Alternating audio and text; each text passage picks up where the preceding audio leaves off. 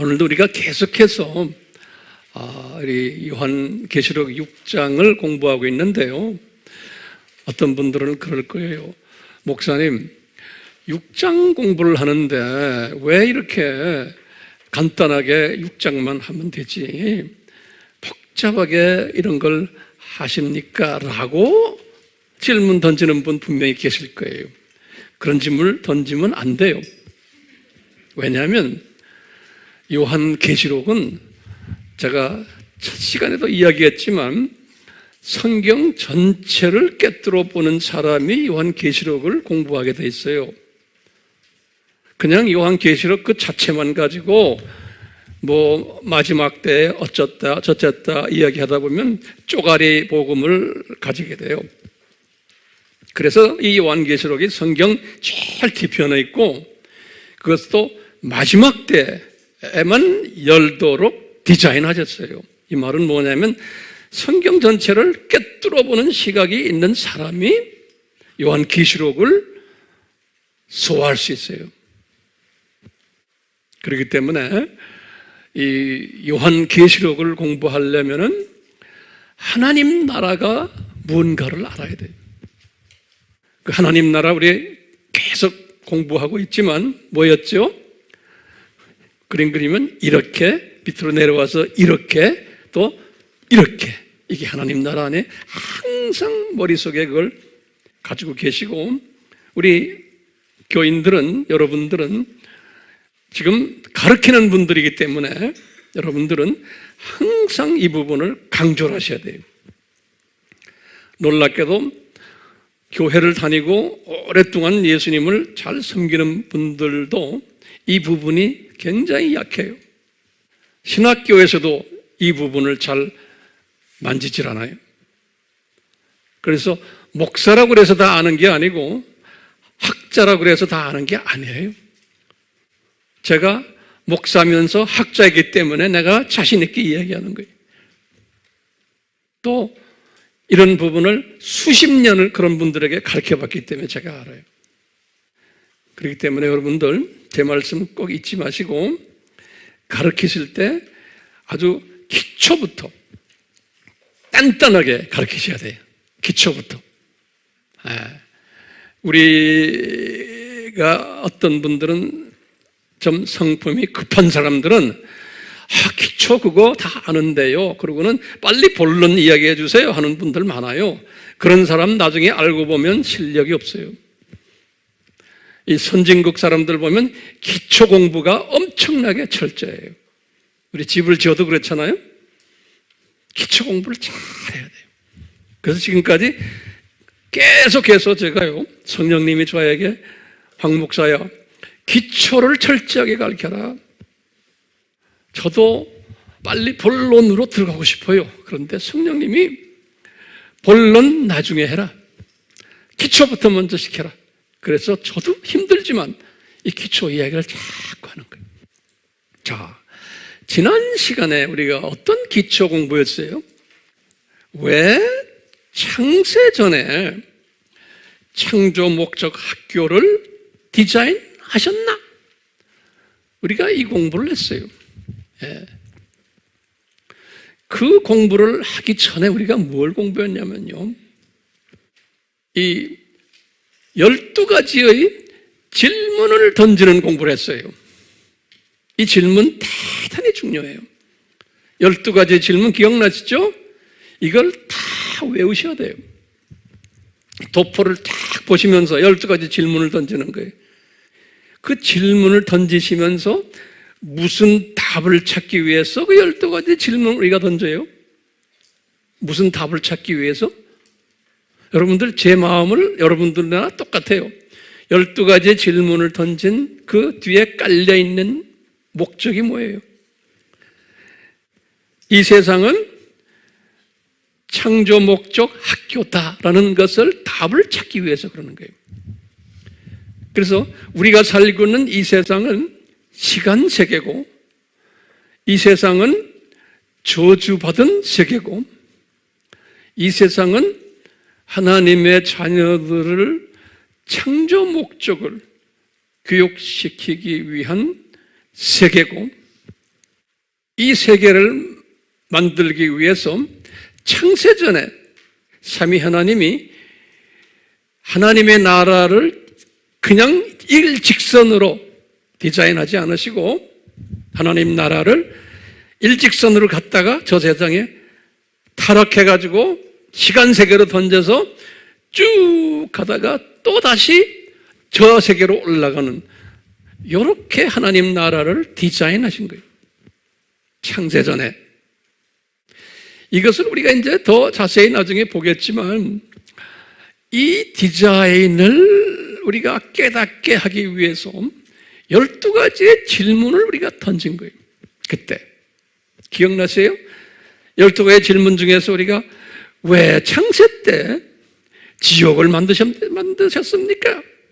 그때는 사탄 타락도 없었을 때고 아담 타락도 없었을 때예요. 왜 그런 분들을 집어넣기 위해서 지옥을 미리 만들어 놨었습니까? 하면 그런 질문 우리 기억나시죠? 또 우리가 무슨 질문했어요? 왜 루시퍼를 만들고 루시퍼가 사탄이 될 것을 타락할 것을 미리 아셨나요? 하는 이런 질문도 우리가 기억나시죠? 예.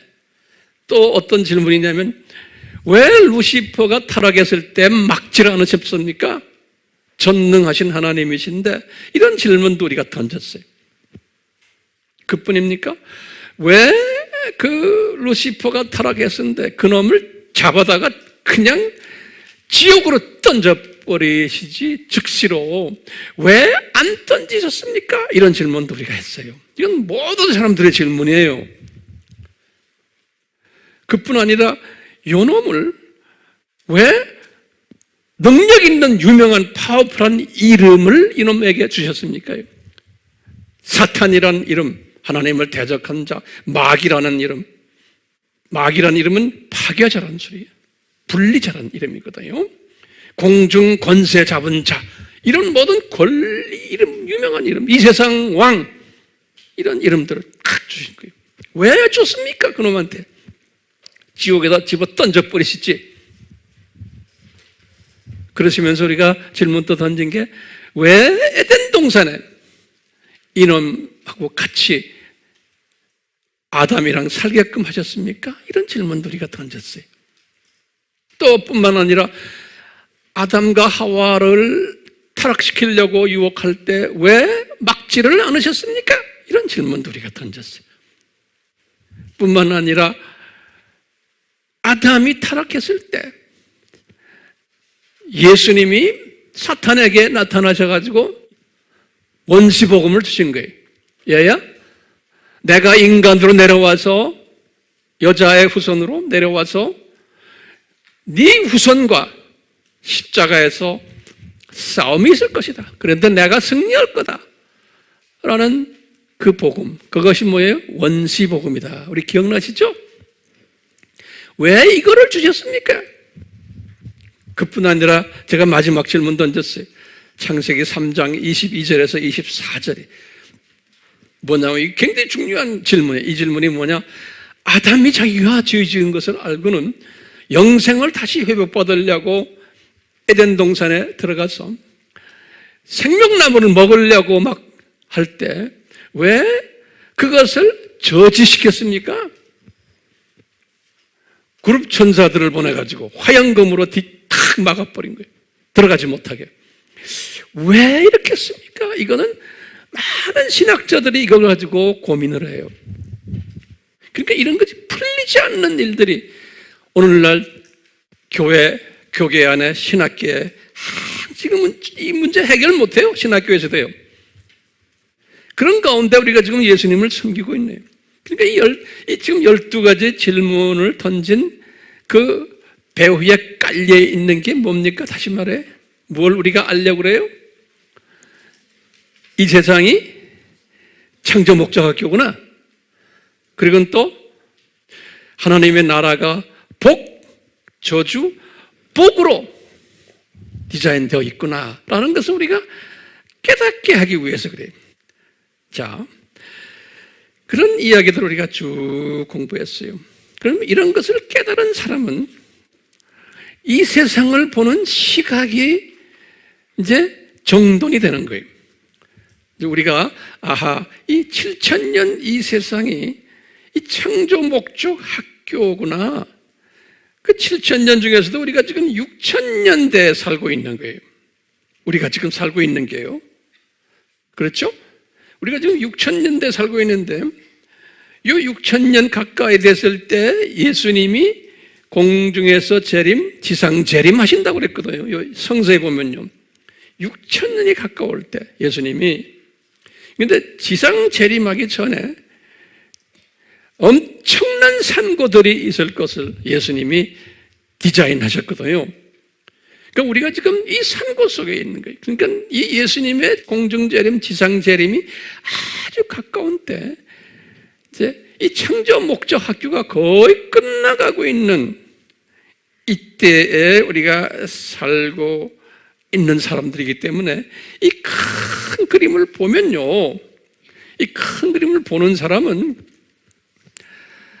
내가 이 산고를 어떻게 소화를 할 것인가라는 최소한의 그 방법론이 나오고 내가 어떻게 이 세상을 봐야 하나를 볼 수 있는 시각이 생기고 세계관이 정립이 되는 거예요. 굉장히 중요한 개념이거든요. 자, 전통적으로 과거 2000년 동안 바울이나 베드로나 또 야고보나 모두 그 유명 인사들까지 다 포함해서요, 원시복음이 오리지널 복음이다라고 믿어왔어요. 이 말은 뭐냐면요, 예수님이 왜 이 세상으로 어린 양으로 오셔서 왜 십자가에서 죽으셨냐? 라고 질문을 던질 때 어떻게들 우리가 이해했냐면요, 아담이 타락했기 때문에 예수님이 이 세상에 오시게 되었다 라고 믿는 거예요. 이제 이것을 우리가 원시복음이다 그러는 거예요. 다시 말하면 최초 복음이다 이렇게 믿는 거예요. 그것을 우리가 헬라 말로 어떻게 했죠? 프로토 에반겔리온 그랬죠? 우리가 내가 칠판에다 여러 번 썼어요. 그러면 여러분들 좀 고민해 보세요. 이 원시복음을 쭉 그동안에 믿어왔고 오늘날도 약간 거의 대부분의 하나님의 자녀들은 이 원시복음을 최초복음으로 믿어오고 있어요. 오늘날도요. 그러니까 우리가요, 이 원시복음을 최초복음으로 믿으면은 다 구원받아요. 하나님의 자녀들이에요. 저도 그렇고 여러분들도 그렇고 다 이렇게 믿어서 우리가 하나님의 자녀들이 됐어요. 바울도 개종해서 20년 동안 요 원시복음을 믿어왔고 요 원시복음을 가지고서 바울도 로마 제국을 복음화시키는 일을 열심히 했어요. 그럼 우리가 원시복음을 딱 보면요, 이 원시복음은 단순 복음이에요. 왜요? 아담이 죄를 지었기 때문에 예수님이 오시게 됐다는 거예요. 단순 복음이죠. 얼마나 단순하고 우리가 이해하기도 쉽죠. 또 거기에다가 또 어떤 내용이 암시적으로 있냐면요, 요건 인간 책임이구나. 인간 책임 복음이에요. 그러니까 아담이 자유의지를 발동을 해서 실수를 했기 때문에 이렇게 예수님이 오시게 됐다라고 믿는 복음이에요. 그러니까 인간 책임 복음이에요. 그것을 다른 말로 표현하면 자유의지 복음이에요. 인간 자유의지에 의해서 잘못 결정을 해서 예수님이 오시게 됐다라는 그런 그 암시가 숨겨져 있어요. 그렇지? 원시복음에. 이것을 우리가 더 신학적으로 말하면 뭐예요? 이게 알메니안주의예요. 알메니안 주의는 뭐예요? 사람 책임이, 사람 자유지론에 강조하는 거예요. 하나님 책임이 아니라는 거예요. 그러니까 아담 타락은 단순적으로 보면 아담이 잘못해서 그래서 예수님이 인간으로 오시기로 결정했다라는 그 사상이. 그러니까 이 사상을 가지고 거의 대부분의 하나님의 자녀들이 구원받았어요. 우리도 또 그렇게 이해하고 있고, 그렇죠? 그러니까 이것은 충분해. 구원을 위한 충분한 사상이에요. 바울도 그렇게 했다고 그랬죠. 네. 그런데요, 지금 오늘 우리가 공부하는 것은요, 이 원시복음이 오리지널 복음이 아니라는 것을 제가 지금 여러분들에게 오늘 말씀드리려고 하는 거예요. 오리지널 복음이 원시 복음이 아니라는 거예요. 다른 말로 표현하면요, 아담이 잘못했기 때문에 예수님이 이 세상으로 내려오셔서 저주를 받으신 것이 아니라는 거예요. 그러면 이 예수님의 저주 사건은 언제 디자인됐다고 내가 지금 오늘 말할 거예요? 창세전에 이 예수님의 저주받으실 것을 디자인하셨다는 이것을 오늘 제가 설명해 주려고 그러는 거예요. 그런데요, 오늘 말하는 제가 이 내용은 나중에 바울이 깨달은 걸 기록한 걸 보면요, 요거는 대부분의 기독교인들은 몰라도 된다는 거예요. 대부분의 기독교인들은 뭐만 알면 돼요? 원시복음만 알면 되는 거예요. 그런데 특별히 하나님을 사랑하는 사람들, 다시 말하면 헌신된 자들, 제자급 사람들은 여기에다가 더 깊이 들어가서 업그레이드된 사상인 창세전에 이 사건을 디자인하셨다는 것을 알아야 된다는 거예요. 이걸 알아야지만 이 큰 그림을, 저 세상, 이 세상, 저 세상을 보게 되는 거예요. 세계관이 제대로 커지고 오늘날 이 산고를 소화하는 데 훨씬 도움이 되는 거예요. 그래서 이 요한계시록을 우리가 공부하면서 이 요한계시록의 큰 그림을 이해하려면 이 원시복음 요거 가지고는 여기에 잘못하면 그냥 쪼가리로 이해하게 되고 큰 그림으로 이제 볼 때는 이해가 더 쉬워지는 거예요. 그래서 이제 바울이 나중에 이제 깨닫지만 요 창세전에 디자인하신 이 복음을 바울이 뭐라고 부르냐면요, 이것은 하나님의 신비구나, 이렇게 바울이 불러요. The mystery of God, 그래요. 또는 복음의 신비구나, 이렇게도 불러요. The mystery of the gospel, 그래요. 그리고는 이 창세전에 이 디자인한 이 십자가를 나중에 이제 바울이 고린도전서 1장에서 뭐라고 부르냐면 이것은 하나님의 지혜구나, 이렇게 불러요. 바울이 깨닫고는 The wisdom of God, 그래요. 또는 바울이 뭐라고 부르냐면 똑같이 고린도전서 1장에서 그래요. This is the power of God, 그래. 하나님의 능력이구나, 이런 표현을 써요. 하나님의 뭐라고 그랬어요? Power of God and wisdom of God, 그런 거예요. 자, 나중에 우리가 시간이 있을 때 잠깐 보겠지만 우선 말이죠, 이 저주 계획을 한번 잠깐 보시면 여기 창세전을 영어로 뭐라 써요? Before, 한번 다시 적으세요. Creation, 그래요. 그리고는 여기 우리 뭐라고 그래요? Fall of 아담 그래요. 그냥 이렇게 적어보세요. 여기 주전 몇 년이에요? 4114년. 이렇게 그냥 외우세요. 모세가 언제예요? 모세? 예수님께서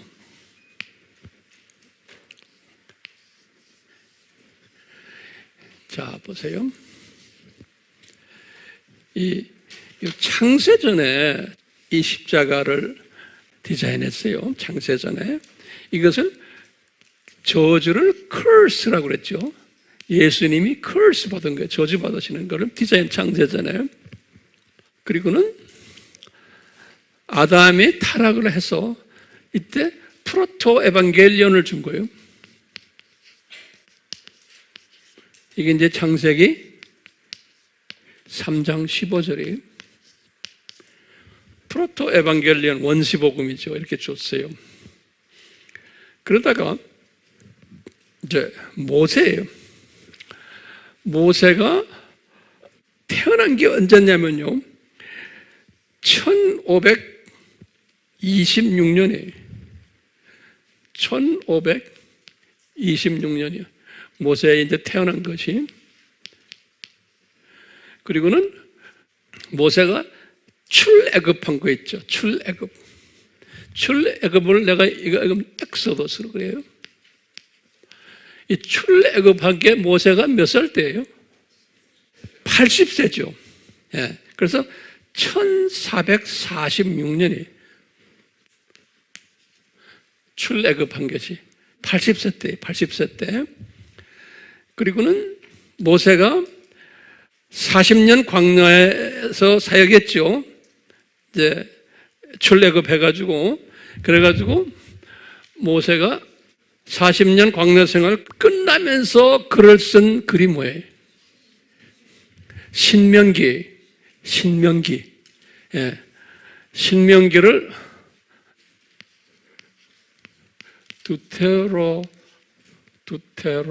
두테로노미. 이게 신명기라고, 신명기. 신명기는 언제 썼다고요? 이제 모세가 120살 됐을 때라고 쉽게 생각하면 돼요.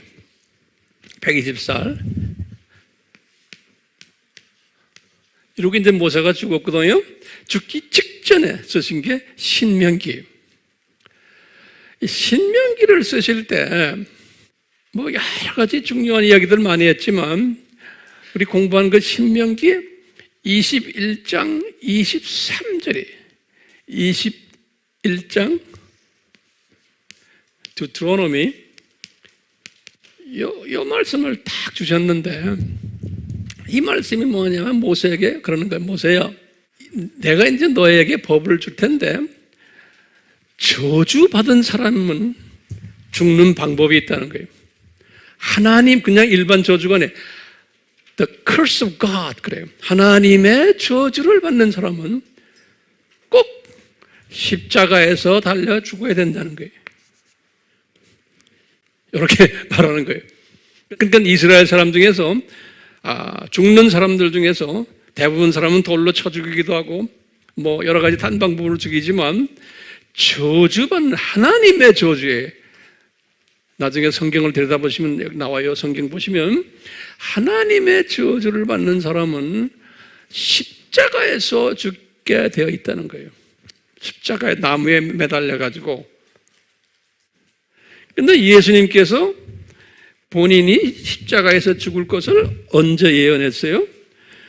이때도 창세 전에도 하셨고 오늘 이걸 우리가 공부하려고 그래요. 이 프로토 에반겔리온에서도 분명히 예수님께서 사탄에게 이야기했어요. 내가 십자가에서 죽을 것을. 근데 이제 구체적으로 이스라엘 사람들의 문화 속에서 이제 보여주는 거예요. 저주받는, 하나님의 저주받는 사람은 십자가에서 죽게 되어 있다는 거예요. 하나님의 저주받는 사람. 이렇게 말씀하시고는 다윗 때, 다윗은 왕이 된 게 1040년이거든요. 그래서 1040으로 그냥 쓰세요. 요 다윗 때 다윗에게 환상으로 딱 보여주시는 거예요. 우리 잘 아는 시편 22편 1절이 다윗에게 환상으로 보여주시는데 뭐냐? 예수님이 십자가에 달리셔가지고 다윗이 그 환상을 본 거예요. 뭐라고 그러냐면 아버지 왜 나를 저주하십니까? 라는 환상을 본 거예요. 엘리 엘리 라마 사막다니. 이 다윗이 이 환상을 딱 본 거예요. 그러니까 지금 이 창세전 이것을 이루시기 위해서 다윗에게 이 십자가, 이 예수님이 실제로 저주받는 장면을 딱 본 거예요. 다윗에게 보여주셨어요. 그리고는 이 700년에 이사야에게, 우리 잘 아는 이사야 53장 5절에서 6절 보면 이사야에게도 이 사건을 쫙 보여주신 거예요. 예수님이 이렇게 저주받으실 것을. 그러시군 우리 잘 알다시피 이제 예수님께서 실제로 저주받으신 장면이 주후 30년이죠. 예수님께서 실제로 십자가에서 저주를 받으시는 거예요. 마태복음 27장 46절이 예수님이 실제로 십자가에서 뭐라고 외치시냐면 지금 다윗에게 보여주셨던 이 장면을 그대로 여기다 재현하시는 거예요. 엘리 엘리 라마 사막다니. 아버지 왜 나를 버리십니까? 이 말은 왜 나를 저주하십니까? 이 말씀에 바울이 언제 기독교인이 됐어요? 여기 바울이 폴이 기독교인이 된 걸 컨버전이라고 그래요. 이 사람이 컨버전이라는 말은 개종했다 그런 소리. 폴이 개종한 게 35년이에요. 그래가지고요, 이분이 첫 책을 쓴 게 무슨 책이에요? 갈라디아서예요. 갈라디아서. 요때 갈라디아서 썼지만 야고보서도 요때 썼어요. 요 49년에요. 야고보서를 제임스라고 그래요. 이건 바울이 쓴 게 아니지만 요 갈라디아서를 쭉 보면요, 갈라디아서 3장 13절에 보면 바울이 뭐라 그랬냐면, 바울이 성령님의 그 인스파이레이션, 성령님의 그 감동에 의해서 갈라디아서 3장 13절에 뭐라고 그랬냐면, 나무에 달려서 예수님이 죽으셨는데 예수님이 나무에 달린 자는 다 저주를 받는 거기 때문에 이분이 나무에 달려 죽은 것은 저주받기 위해서 죽으셨다, 이런 말을 썼어요. 그러니까 예수님이 딴 방법으로 죽지 않으시고 십자가에서 죽으신 것은 저주를 받으신 분이다라는 것을 강조하는 거예요. 바울이 그걸 깨달은 거예요. 그러니까 바울이 저 말씀하실 때는 무엇을 생각하면서 성령님이 바울에게 가르쳤어요? 요 신명기 21장 23절을 생각하면서, 그래서 그것을 그대로 저기에다 인용했어요. 나무에 달린 자마다 저주 받으시는 분이다라는 것을. 그래서 예수님이 우리를 위해서 저주 받으신 거다. 그러니까 바울이 생각할 때는 어디까지 생각을 하냐면 창세전 십자가 생각을 하는 게 아니에요. 바울은 최대한으로 바울은 어디까지 생각하냐면요, 프로토 에반겔리온 생각하는 거예요. 이때 이 말씀에 의해서 이분이 이 모세의 말씀처럼 나무에 달려서 죽으셨다는 거예요. 그러니까 바울의 생각은 프로토 에반겔리온, 원시 복음을 생각하면서 예수님이 그것을 이루시기 위해서 예수님이 십자가에서 죽으셨다는 거예요. 갈라디아서에서는. 우리 잘 아는 갈라디아서 2장 20절에 보면 내가 십자가에서 죽었으니 이런 말 나오죠. 다 그런 생각들이. 바울이 51년에 무슨 책을 썼어요? First and Second Thessalonians 썼어요. 데살로니 전후서. First and Second Thessalonians 썼어요. 갈라디아서는 첫 번째 책이고 데살로니가 전후서가 두 번째 책들이에요. 이때도 이분은 생각은 예수님이 죽으신 것은 아담이 잘못 자유의지를 발동해서 아담 때문에 예수님이 이렇게 죽으셨다라는 논리를 항상 펼치고 이분도 그렇게 믿고 있었어요. 근데 이분이 55년에 뭘 썼어요? First and Second Corinthians 썼어요. 이때 이 고린도 전서를 쓰시면서 깨달음이 딱 온 거예요. 성령님이 이분에게 가르쳐 주는 거예요. 뭘 가르쳐 주느냐? 바울아, 예수님의 십자가 사건은 프로토 에반겔리온 때문에 십자가에서 죽으신 게 아니다. 그러면서 뭐냐면요, 이것은 창세전에 디자인된 거다라는 걸 가르쳐 주는 거예요. 그래서 이제 이 1 Corinthians 2:7에 그래요. 창세전에 디자인된 거다. 예수님의 십자가가 창세전이라는 거예요. 창세전. 그러니까 보세요. 이분이 개종해가지고 딱 20년 후에 이것을 깨닫게 하는 거예요. 그러니까 이분이 개종해가지고 처음 20년 동안은 뭐를 믿고서 이분이 주님을 섬겼어요? 프로토 에반겔리온만 믿고서 전했어요. 근데 고린도 전서를 쓰시면서 싹 달라졌어요. 성령님이 가르쳐 주는 거예요. 탁 지혜와 통찰력을 주시면서 가르쳐 주시는 거예요. 그래서 이제 아까 제가 말했지만, 이때 바울이 깨달은 십자가는 뭐였냐면, 이것은 내 지혜가 아니구나. 이건 하나님의 지혜구나. 바울이 그러는 거예요. 이제 고린도전서 1장에 보면 나와요. 그리고 또 바울이 뭐냐, 이것은 하나님의 지혜에다가 하나님의 능력이구나. 이런 말씀을 하는 거예요. 이분한테. 하나님의 지혜와 하나님의 능력이구나. 네.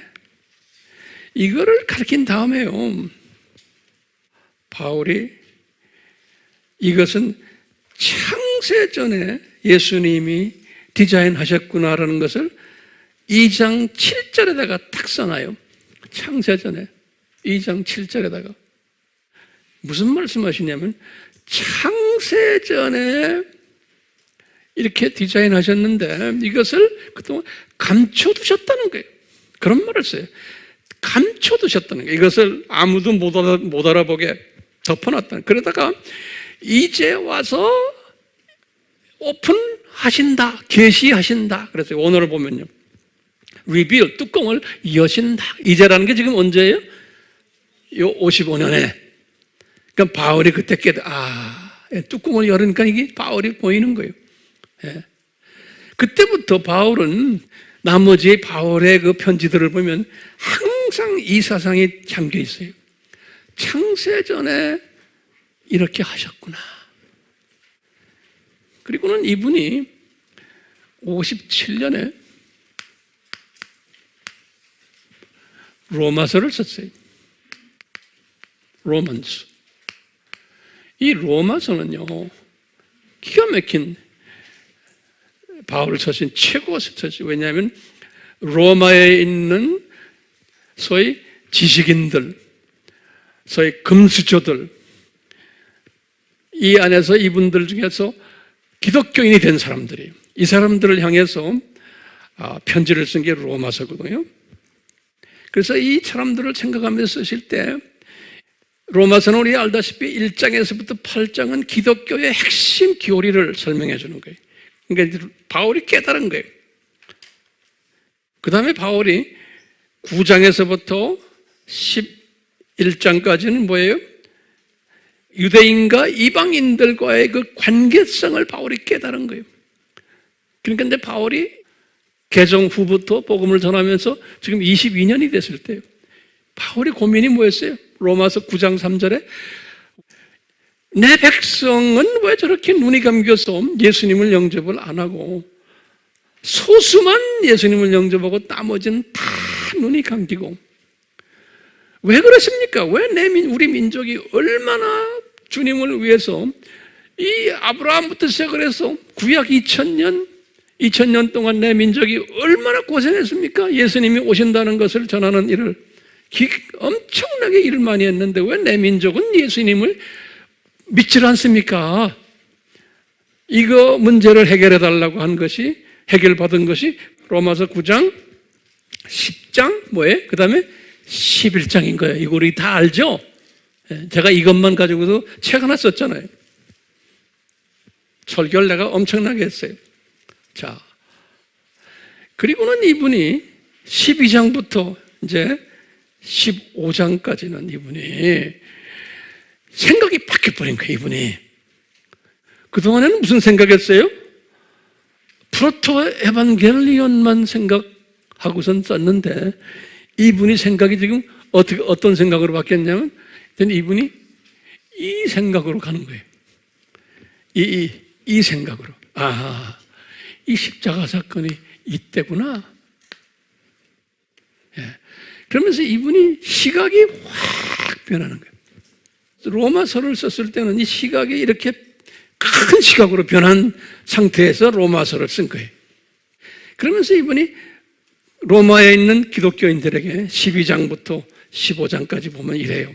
로마에 있는 기독교인들아, 그러니까 이분에게는 너희들이 이제는 이 세상을 닮아가지 말고, 유명한 12장 1절 2절 기억나요? 너희들이 생각을 바꿔라. 세계관을 바꿔가지고 이제는 어떻게? 이제는 동료 기독교인들을 볼 때도 이제는 좀 생각을 바꿔서 보라는 거예요. 이분이 깨달은 거예요. 그러니까 왜냐? 프로토 에반겔리온 정도의 생각을 갖고 있는 기독교인들이 이 세상을 보는 시각과 비포 크리에이션의 시각을 가진 기독교인들의 생각이 다르다는 거예요. 그 다른 것이 라이프 스타일에서 나타난다는 거예요. 이 삶 속에서. 그러면서 다 바울이 그러는 게 이제는 생각 좀 바꾸자. 그러면서 하시는 말씀이 뭐냐면 제가 자주 인용하는 거예요. 무슨 생각하시냐면 기독교인들아, 너희들 하나님의 이 큰 독수리 시각으로 보면은 기독교인들에게 다 은혜를 다르게 주셨단다. 이것을 깨달은 거예요. 같은 하나님의 자녀지만 은혜가 다르단다. 그러시면 은혜의 분량이 다르다. 이런 말 썼어요. major. 그래요. major라는 건 분량이라는 소리예요. 사람마다 은혜의 분량이 다르단다. 하나님의 자녀지만 이 생각을 바울도 가지게 된 거예요.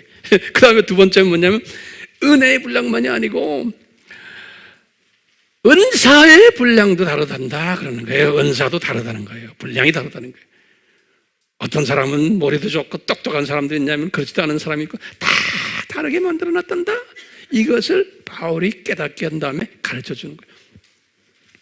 그 다음엔 또 뭐냐면 믿음의 분량이 또 다르단다. 사람마다. 우리 교회 안에도 마찬가지. 은혜가 달라요.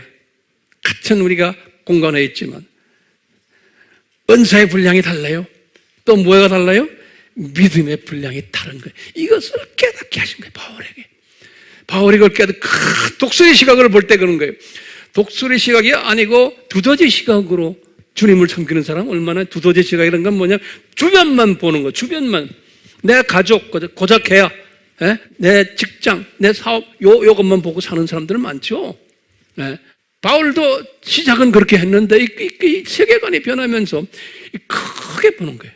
아, 다르구나. 하나님의 공동체 안에서도. 그러면서 바울이 뭐라고 그러냐면요. 이 다른 것을 이제 깨닫고 이것을 눈에 보는 사람은 뭐가 달라요? 은사가 다르고 은혜가 다르고 믿음이 다르고, 다시 말해요. grace, 은혜가 다르고 또요? gift, 은사예요. gift예요. grace는 은혜, 그 다음에 은사는 gift, 그 다음에 믿음은 faith.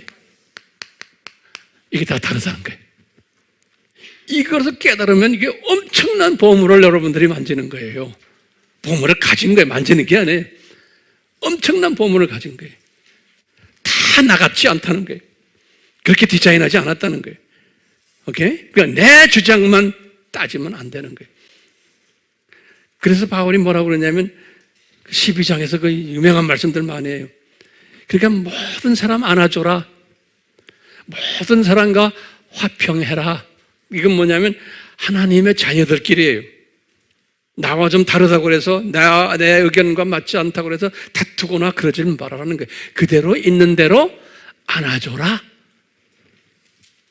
다 나와 다른 사람들이에요. 다르게 디자인하신 거예요. 그렇기 때문에 그냥 안아줘라 그러면서 그런 거예요. 너를 괴롭히는 사람이 있으면 12장 마지막 편에 그러는 거예요. 네가 그 사람 원수 갚으려고 그러지 말아라 그러는 거예요. 이 시각이 작은 사람들은 내가 좀 손해봤어. 같은 하나님의 자녀들끼리 얘기해요. 내가 좀 자존심 상했어. 그 사람 때문에. 그러면 그걸 원수 갚으려고 하는 사람 있죠? 그 사람은 시각이 무슨 시각이에요? 두씨 시각, 두씨 시각이에요. 뚜저대 시각이에요. 그래서 이제 우리가 이런 공부를 하면서 시각을 넓히는 연습하는 거예요. 그 바울이 뭐라고 그러냐면, 여러분들, 너 원수 갚으려고 그러지 말고 그 사람을 위해서 기도해주고 그 사람에게 더 잘해줘라 그러는 거예요. 그러면은 그 다음에 무슨 말이 있냐면, 그렇게 하는 사람은 바울이 그랬어요. 마지막에 바울이 깨달은 거예요. 마지막에 뭐냐면,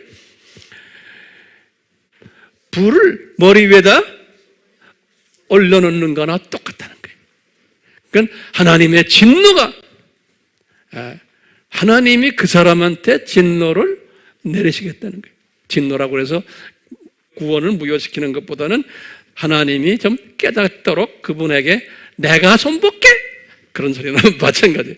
그러니까 내가 손보려고 하지 말고 예수님이 손보시도록, 성령님이 손보시도록 하는 방법이 뭐냐? 시각을 크게 가지라는 거예요.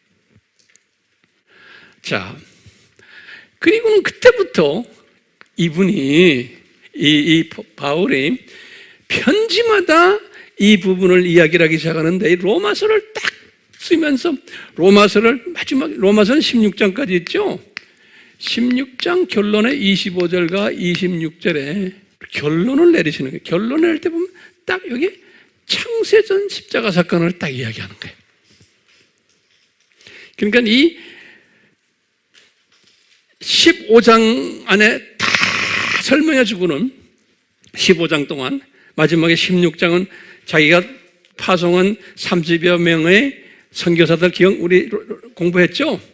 30여 명의 선교사들, 자기가 어디에서 공부한 사람들이에요? 에베소에서 공부한 사람들 아닙니까? 에베소에서 무슨 서원이에요? 두라노 서원에서 공부한 사람들을 파송해서 지금 선교사로 가 있는 그분들에게 안부 전하는 이야기가 16장이에요. 자, 안부를 전하면서 마지막에 하시는 말씀이 뭐냐면, 여러분들, 내가 깨달은 거 있다. 우리가 그동안에 프로토 에반겔리온에 집중했는데, 이것은 오리지널 복음이 아니다라는 거예요. 오리지널 복음은 창세전 프로토 에반겔리온이라는 거예요. 창세전.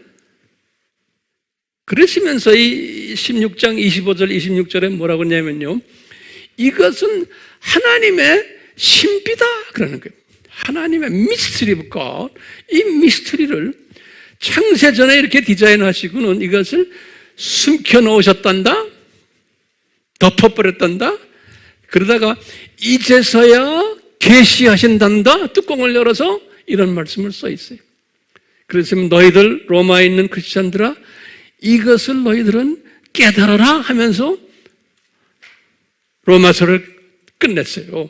그러니까 로마서의 마지막 말씀이 이 말씀이에요. 그러니까 바울도 엄청나게 깨달은 거예요. 이분의 그 신학 사상이 아주 많은 어떤 부분에서 예수님의 십자가 사건에 대한 이 사건에 대한 이것이 엄청난 변화를 가져온 거예요. 이것 때문에.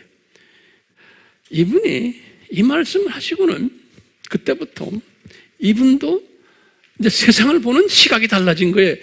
로마 제국을 보는 시각도 달라진 거예요. 이분이.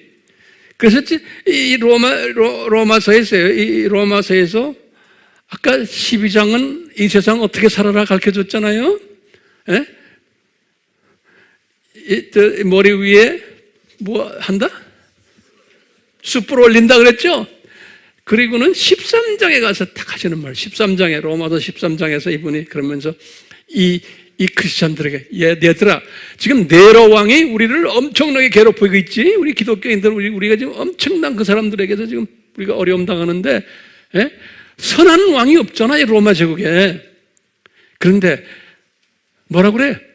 네로 왕, 그 악한 놈, 그놈 우리를 다 죽이려고 그러지?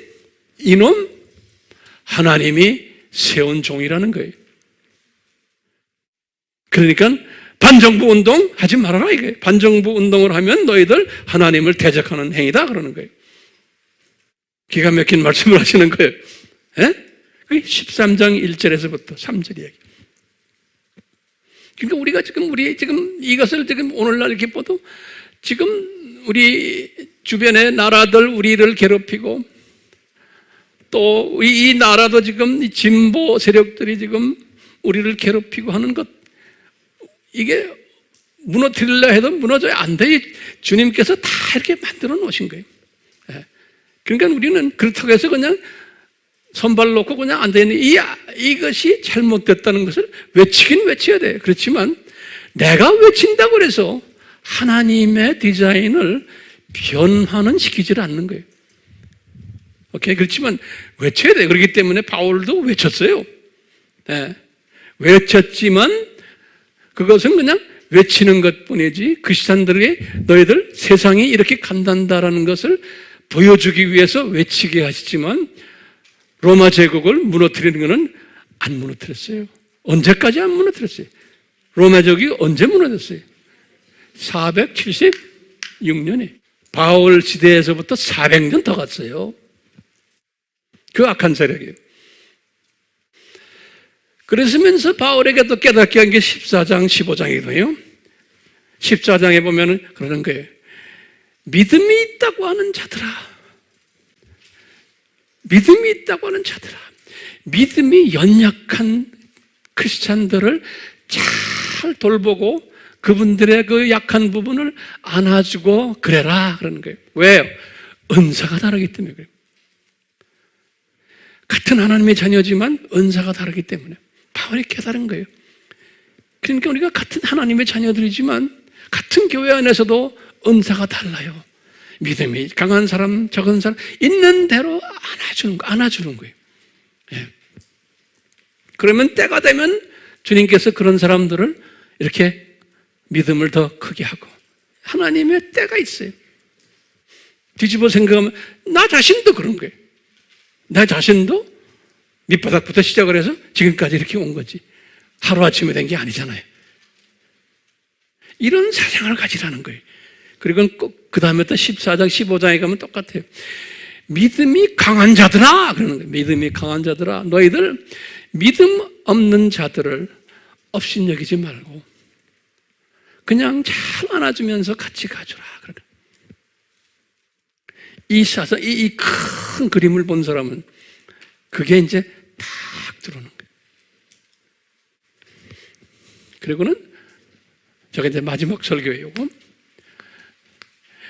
62년이 여기 바울이 1차 투옥한 때죠. 그렇죠?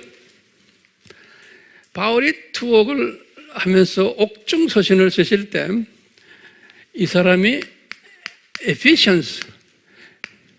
에베소서를 쓰실 때 에베소서 1장 3절에서부터 14절에 이 사상을 이분이 아주 정확하게 기록을 했어요. 근데 웬만한 사람은 이거 이해를 못해요. 굉장히 어려운, 해석하기 어려운 성경 구절이에요. 요 부분이. 예. 에베소서 1장 3절에서부터 14절이.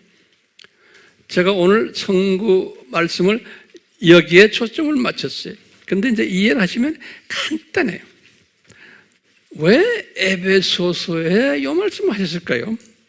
에베소라는 도시가 굉장히 유명한 도시죠. 우리가 사도행전에서 공부를 많이 했어요. 뭐로 유명해요? 두라노 소원이 있는 곳이. 두라노 소원이 언제부터 언제 두라노 소원 했어요? 요 53년부터 55년까지 2년 동안 여기 두라노 소원을 티라노스, 스쿨 오브 티라노스 그래요. 여기 다시 말해서 성경학교에, 신학교에 The School of Tyrannos 그래요. 두라노 소원 그래요. 티라노스, 그걸 두라노 소원 그래요. School of Tyrannos. 사도행전 19장 9절에 나와요. 사도행전 19장 9절에. 사도행전 19장 9절에 보면 School of Tyrannos 그래요. 2년 동안 공부를 해서 2년 동안 여기. 그러니까 그 지역에 있는 아시아 지역과 심지어 마게도니아까지 저쪽 지역에 있는 교계 지도자들을 다 모아가지고 2년 동안 바울이 신학을 공부시킨 곳이에요. 요 2년 동안. 예. 그래서 초대교회의 지도자들이 다 이 학교의 출신들이에요. 첫 신학교죠. 그렇기 때문에 이 에베소 교회는 상당히 목이 굳은 교회예요. 왜? 우리가 첫 신학교를 배출한 도시고 에베소 교회 장로님들이 굉장히 프라우드한 사람들이에요. 그래서 이런 사람들에게 나중에 이제 에베소를 떠날 때 에베소 장로들에게 설교한 거 우리 공부했죠? 다 공부했죠? 그런 에베소에다가 이분이 그동안에는 뭘 가르쳤냐면 프로토 에반겔리온을 가르쳤는데 두라노 소원에 있을 때도 그것을 가르쳤는데 이 말은 뭐예요? 아담이 타락했기 때문에 예수님이 오시게 됐단다? 이 사상이에요. 그렇죠? 근데 이제 이분이 지금 이것을 깨달은 후에 이제 에베소서를 쓰실 때 이분이 첫 서두에 3절에서부터 14절까지 1장 굉장히 어려운 말로 표현했는데 이 서두에 창세전 십자가 사건을 디자인하신 것을 설명했어요. 에베소서에. 여러분들이 집에 가서 이제 그걸 읽으시면 이게 상당히 이해하기가 복잡하게 써놨어요. 그래서 우리 신학자들이 이 부분을 주석을 담글라가 몇 개를 보면 다 제 마음에 안 들어요. 아주 유명한 사람들도 보면 마음에 안 들어요. 왜? 이것을 보질 못한 거예요. 그렇기 때문에 그런 식으로 써놓은 거예요. 이것을 보질 못해서. 그래서 제가 여러분들 노트에 좀 적어보세요. 이것을 바울이 쓴 것을 제가 좀 간단히 정리를 해드릴게요. 제목을요, 창세전 하나님의 뜻이 무엇인지 아느냐? 다시 말해, 창세전 하나님의 뜻이 무엇인지 아느냐? 이렇게 질문 던져놓고 이것을 설명하는 거예요. 지금 요 에베소 교인들에게, 오케이? 첫 번째 뭐라고 말씀하시냐면, 성부 아버지의 기쁘신 뜻대로, 그것을 적으세요. 성부의 기쁘신 뜻대로. 거기 1장 5절에 그렇게 써놨어요. 기쁘신 뜻대로. 그 다음에 하나님의 자녀들을 예정하시고 택하셨다, 이렇게 써놨어요. 창세전에. 거기 1장 4절에 그렇게 써놨어요. 그러니까 4절과 5절에 그런 말이 써 있어요. 이건 이제 에베소 교인들에게 가르쳐 주는 거예요. 너희들이 택함 받았는데 창세전에 아버지 하나님의 깊은 뜻에 의해서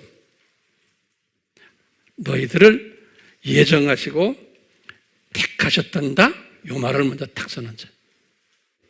두 번째는 뭐라고 써놨냐면, 근데 우리가 이거 굉장히 중요한 개념들이 숨겨져 있어요. 두 번째는 예수 그리스도를 통해서 너희들을 하나님의 아들 되게 하셨단다, 그러는 거예요. 5절에. 그러니까 여기 굉장히 중요한 게, 아버지가 그렇게 아버지의 뜻을 가지고 가셨지만 꼭 누구를 통해서요? 예수 그리스도를 통해서예요. 그러니까 예정을 해놨지만 예수님을 통해야지만 되는 거예요. 그래야지만 하나님의 아들이 된다는 거예요. 5절에. 그렇기 때문에 우리가 예수님이 그렇게 중요한 거예요. 기독교는요. 그다음에 세 번째, 이렇게 예정받은 너희들을 하나님 앞에, 하나님이란 건 항상 대부분의 하나님 하면 성부 하나님이에요. 성경에서는요, 바울이 말할 때 성부 하나님 앞에 너희들을 거룩하고 흠이 없는 그러한 존재들로 만드시기를 원하신단다. 하나님 앞에 너희들을 거룩하고 흠이 없는 존재들로 만드시기를 원하신단다. 이런 말씀을 하셨어요. 그 다음에 네 번째로, 이 하나님의 자녀들에게 하늘에 속한 모든 신령한 복을 주시기를 디자인하셨단다, 그런 거예요. 이 하나님의 자녀들에게 하늘에 속한 그랬어요. 모든 신령한 복들을 주시기를 디자인하셨단다. 3절에 이렇게 써요. 3절에. 이것은 무슨 말이에요? 하늘에 속한 모든 신령한 복을 주신다는 게 무슨 말이에요? 우리 공부했죠? 육, 혼, 영의 복을 주신다는 거예요. 창세전에 다 그렇게 디자인하신 거예요. 거기다가 14절에 보시면, 1장 14절에 하나님이 너희들에게 그 복에다가 기업을 주신다는 거예요. 기업을. 기업이란 말은 뭐냐면 유업, 영어로는 inheritance, 그래, inheritance. 짭을 주신다는 거예요. 그게 무슨 짭이에요? 창조 목적, 파트너 짭을 주시는 거예요. 창세기 1장 28절에 그냥 흠없이 온전하게 거룩하게 만들어 놓고는 그걸로 끝나는 게 아니고 거룩한 신령한 복을 주시고는 육혼령의 복을 주시고 그것만 끝나는 게 아니고 거기다가 짭을 주신다는 거예요. 창조 목적, 파트너 짭을. 그게 3절 또 14절 창세기 1장 28절 이렇게 다 적혀 있어요. 그게 네 번째 아이디어예요. 지금 이 속에 깔려있는 이야기를 제가 지금 하는 거예요. 이 속에 깔려있는 이야기. 그리고는 뭐라고 그랬냐면요. 다섯 번째, 이 복은 은혜로 주시는 거다 그랬어요. 은혜란 말은 뭐냐면 free gift란 소리. 은혜란 말은요, grace란 말은 free gift, 은혜로 거저 주시기로 하셨단다 이렇게 써 있어요. 6절에 이 복을 은혜로 거저 주시기로 하셨단다. 그 다음에 이제 여섯 번째로 마지막에, 그렇기 때문에 너희들은, 하나님의 자녀들은 이 하나님의 은혜의 그 복 때문에 감사해야 되고, 그 은혜의 복을 찬양해야 되고 영광 올려드려야 된단다. 여기 창조 목적이에요. 6절에 그렇게 써 있어요. 너희들은 이것을 언제 디자인하셨다? 창조 전에 디자인하셨단다. 이렇게 바울이 말하는 거예요. 이 에베소 교회 교인들에게. 그런데 이제 문제가 있는 거예요. 바울이 이 말씀을 다 하시고는 그 다음에 이어서 하시는 말씀이 쭉 에베소서의 그 내용들 보면, 이렇게 하셨는데 너희들은 옛 모습 그대로 돼가지고 우리 인간은 하나님의 뜻대로 이것을 못한단다 그런 거예요. 못한단다. 이게 하나님의 창세전 뜻이었는데 못한다는 것까지도 전지하신 하나님이 아셨다는 거예요. 전지하신 하나님이, 우리가 지난 시간에 우리가 공부했어요. 하나님의 형상으로 우리가 지음받았어요. 이 일을 하기 위해서. 그렇죠? 그 다음에 하나님의 모습으로 지음받았어요. 창세기 1장 26절에 하나님의 형상으로 하나님의 모습으로 지음받았는데, 우리 인간은 한계성을 가지고 있어. 나약한 부분이 있어. 불온전한 부분이 있다라고 지난 시간에 우리가 자세히 공부했어요. 그렇기 때문에 우리 인간은 성령님의 도움이 반드시 필요한 존재인 거예요. 그런데 전지하신 하나님이 창세전에 아셨는데, 뭐냐면 장차 만들어 놓을 하나님의 자녀들이 요 제멋대로 자기 자유의지를 발동해 가지고 이 성령님께 의지하지 않고 제멋대로 살 것을 미리 아신 거예요. 전지하신 하나님이. 그래서 창세전에 요놈들 훈련 좀 시켜야겠다. 창조 목적 훈련을 좀 시켜야겠구나. 그래서 그 훈련 계획이 뭐였냐? 예수님이 이 세상에 내려가서 훈련시키는 일을 직접 좀 하십시오. 그래서 어떻게 합니까? 이놈들에게 복을 줬다가 저주를 받게 한 다음에 예수님이 이놈들의 저주를 대신 좀 져주시고, 그리고는 이걸 깨닫고는 감사합니다 해놓고는 다시 영원세계로 불러드립시다. 요 복, 저주, 복 프로그램을 이제 만드신 거예요.